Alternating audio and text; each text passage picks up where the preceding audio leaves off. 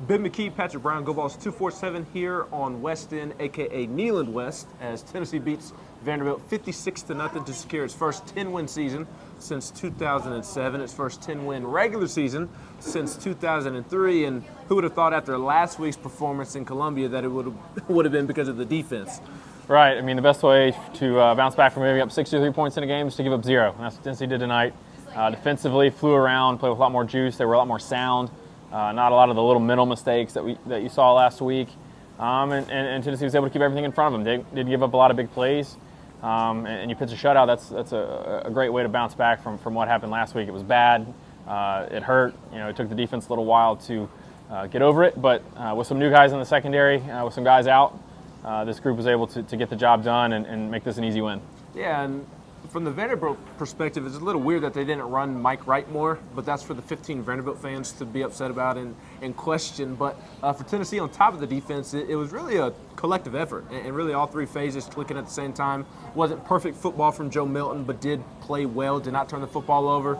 The offense was in rhythm all night long, it seemed, and the running game finally got going there towards the end. Yeah, I think 2 long touchdowns of 50-plus yards in the third quarter and 2 80-plus yard touchdown runs in the fourth quarter. I think Tennessee finished with 369 rushing yards in this game. And as you can tell behind us, that's what you need to do in a game like this, because throwing the ball was always going to be a challenge.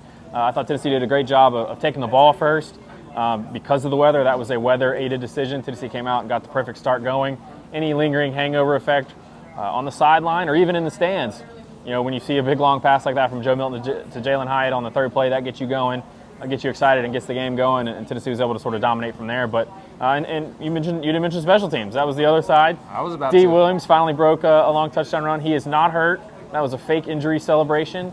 He said he's been working on it a while. He also said he faked out Willie Martinez on the sideline. So if you were faked out, you and Willie Martinez have that in common. But Tennessee also got a couple of other big returns from Williams again, and then Squirrel White as well.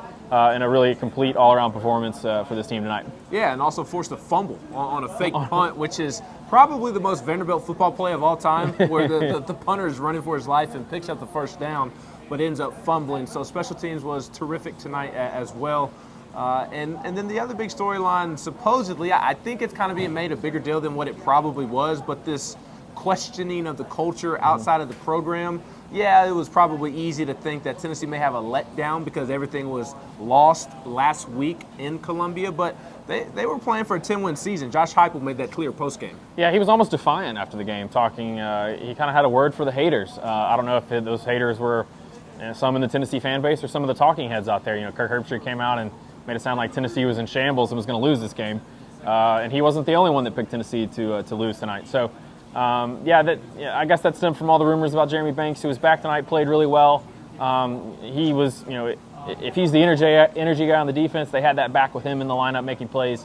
But yeah, I mean, the biggest sort of response to the culture criticism is that they came out, bounced back from a terrible loss, and came out and beat Vanderbilt really bad. So the proof is in the pudding, and this program has a lot to be proud of for as you touched on at the start of the 10-win season. Yeah, everybody in the program deserves a ton of credit. Josh Heupel, Tim Banks, people need to be talking about him after they wanted to jump on his back last week. And the players obviously deserve a ton of credit as well. Tennessee's going bowling in an important bowl game, and they have a 10-win season. There's a lot to celebrate this season. He's Patrick Brown. I'm Ben McKee here on Neyland West Field.